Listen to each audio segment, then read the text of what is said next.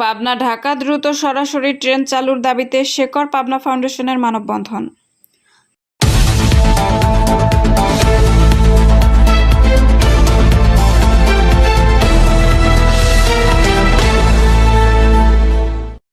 আসসালামু আলাইকুম। চ্যানেল 2 এর সংবাদে সবাইকে স্বাগত জানাচ্ছি। আমি নাইমা খানম। পাবনা থেকে এম মনিরুজ্জামানের পাঠানো তথ্যচিত্রে দেখুন বিস্তারিত। পাবনা থেকে ঢাকা সরাসরি ট্রেন সার্ভিস চালু, ঈশ্বরদী বিমানবন্দর চালু, শহরে 4 লেন সড়ক নির্মাণ, আরিচা কাজিরহাট ফেরিঘাট খয়েরচরে স্থানান্তরের দাবিতে মানববন্ধন করেছে শেকর পাবনা ফাউন্ডেশন। যে কোনো মূল্যে ট্রেন সার্ভিস চালু করতে হবে এই সরকারকে।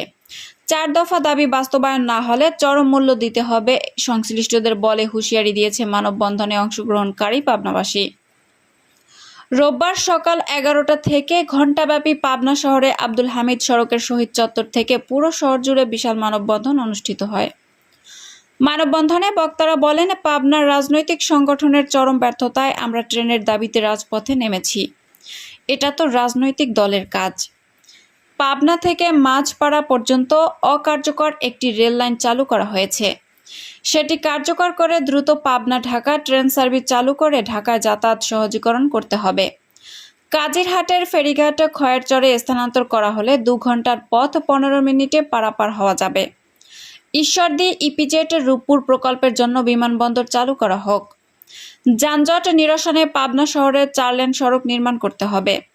পাবনা আটঘরিয়া হয়ে মাঝগ্রাম দিয়ে 30 কিলোমিটার ঘুরে ট্রেন ঢাকা যাওয়ার কথা শুনেছি। যে কোনো মূল্যে পাবনা ঢাকা ট্রেন চালু করতেই হবে। তাছাড়া এটার জন্য সংশ্লিষ্টদের চরম মূল্য দিতে হবে। বৈষম্য বিরোধী ছাত্রদের আন্দোলন শেষে সরকার পতনের আন্দোলনে পরিণত হয়েছিল। আমাদের এই দাবি যেন অন্য দাবিতে পরিণত না হয়। আমরা সব দিক থেকেই বঞ্চিত ও বৈষম্যের শিকার। বক্তারা আরও বলেন, পাবনাবাসীর প্রাণের দাবি ছিল নগরবাড়ি আরিচায় নতুন যমুনা সেতু নির্মাণ করা। দ্বিতীয় যমুনা সেতু এখান দিয়ে দ্রুত বাস্তবায়ন করা হলে এ অঞ্চলের মানুষের আর্থ-সামাজিক উন্নয়ন ত্বরান্বিত হবে। ইচ্ছামতি নদী উদ্ধারে অনেক জটিলতা ছিল। এখন নদী খনন হচ্ছে। যারা মামলা করেছেন দ্রুত মামলা তুলে দিয়ে নদী খননের জন্য কাজে দ্রুত বাস্তবায়ন করতে সহযোগিতা করুন। এটা হলে পাবনাবাসীর জন্য স্বাস্থ্যের উন্নতি হবে। এছাড়াও পাবনা মেডিকেল কলেজ হাসপাতাল আধুনিকায়ন করা, মানসিক হাসপাতাল সংস্কার করতে হবে। এটা জুলাইয়ের মাস। এই চত্বরেই 2 জন শিক্ষার্থী শহীদ হয়েছিল। এখনও ওসব খুনি গ্রেফতার হয়নি। দ্রুত গ্রেফতার করতে প্রশাসনের প্রতি দাবি জানান। শেকর পাবনা ফাউন্ডেশনের সভাপতি খান হাবিব মোস্তফার সভাপতিত্বে ও আতাইকুলা ডিগ্রি কলেজের প্রভাষক রাজু ইসলাম অলির সঞ্চালনায় মানববন্ধনে বক্তব্য দেন পাবনা জেলা জামায়াতের নায়েবে আমির প্রিন্সিপাল হাফেজ মাওলানা ইকবাল হোসাইন, পাবনা প্রেস ক্লাবের সভাপতি আখতারুজ্জামান আখতার, সাবেক সভাপতি এবিএম ফজলুর রহমান, জামায়াতের পৌর আমির আব্দুল লতিফ, দেশ বরেণ্য শিল্পী ওবায়দুল্লাহ তারেক, সাইদুল ইসলাম, কিন্ডারগার্টেন অ্যাসোসিয়েশনের সভাপতি মাহফুজুর রহমান, আলিয়া মাদ্রাসার শিক্ষক আব্দুল আলিম, অ্যাডভোকেট রানা, রোটারিয়ান বিনয় জ্যোতি কুণ্ডু, সমন্বয়ক শাওন হোসাইন, আইডিয়াল গ্রুপের পরিচালক সিরাজুল ইসলাম সহ পাবনার সর্বস্তরের জনগণ উপস্থিত ছিলেন। এছাড়াও মানববন্ধনে পাবনা শহরের বিভিন্ন স্কুল, কলেজ ও নার্সিং শিক্ষার্থীরা অংশগ্রহণ করেন।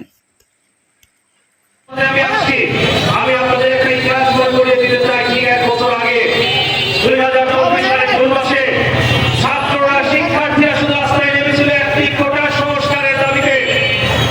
ফ্যাসিবাদী শেখ হাসিনা সেদিন শিক্ষার্থীদের সেই দাবিকে মূল্যায়ন করে নাই, গুরুত্ব দেয় নাই। যার কারণে সেই আন্দোলন 1 মাসের মাথায় বৈষম্য বিরোধী আন্দোলনের রূপ লাভ করেছে।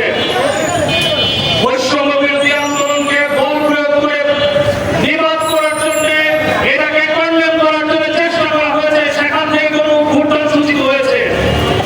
কোন আন্দোলনকে খাটো করে দেখবেন না। যে আন্দোলন পাবনা থেকে আমরা রেল লাইনের দাবিতে শুরু করেছি, সেই আন্দোলন কোথায় যাবে আপনারা কেউ কল্পনাও করতে পারবেন না। আমরা কিন্তু এখনো বলি না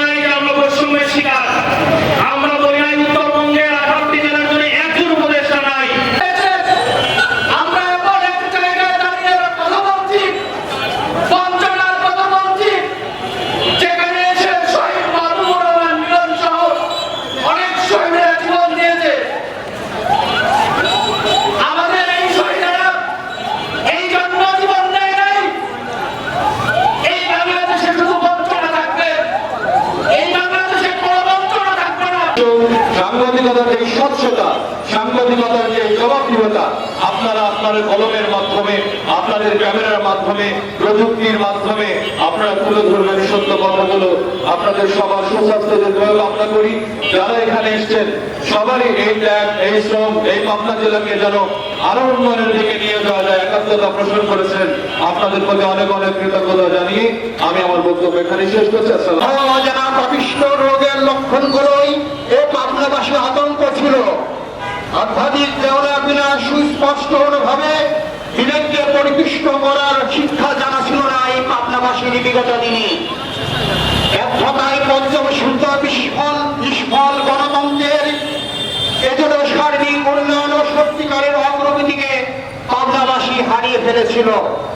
মার্ক্সীয় মতবাদ চেষ্টা করা, জনগণের জানমালের নিরাপত্তা দেওয়া, এ ব্যাপারে কোন রকম ব্যতিক্রম হলে দল তার ব্যাপারে ব্যবস্থা নেবে এবং জনগণের পাশে থাকবে।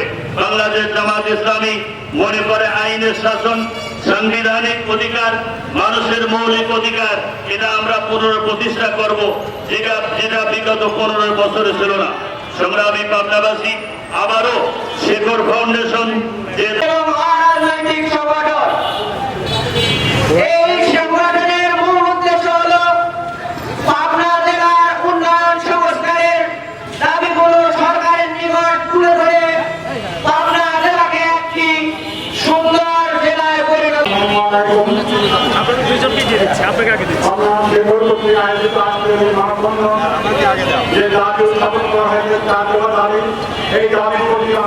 একই অন্যবাসী আগে যে শেখর ফাউন্ডেশন যেটি নিয়ে আমাদের কথা বলছে সর্বস্তরের মানুষ থেকে, আমরা মনে করি যে শেখর ফাউন্ডেশন পাবনার মানুষের কথা বলছে। পাবনা প্রেস ক্লাবের সাবেক সভাপতি এ.বি.এম. ফজলুর রহমান, আমাদের সবার প্রিয় আলামনের মানুষ ওয়াইড আলম, যাকে বলি আমরা এস.এম. আলম ফাউন্ডেশন পাবনার কর্তৃক আয়োজিত আজকে যে 4 দফা দাবি নিয়ে আমরা মাঠে নেমেছি, আমাদের এই দাবিগুলো হচ্ছে যৌক্তিক। আমরা বলতে চাই, পাবনা জেলা হচ্ছে একটি ঐতিহ্যবাহী জেলা। এই পাবনা জেলাতে বাংলাদেশের বিভিন্ন প্রান্ত থেকে মানুষ বিভিন্ন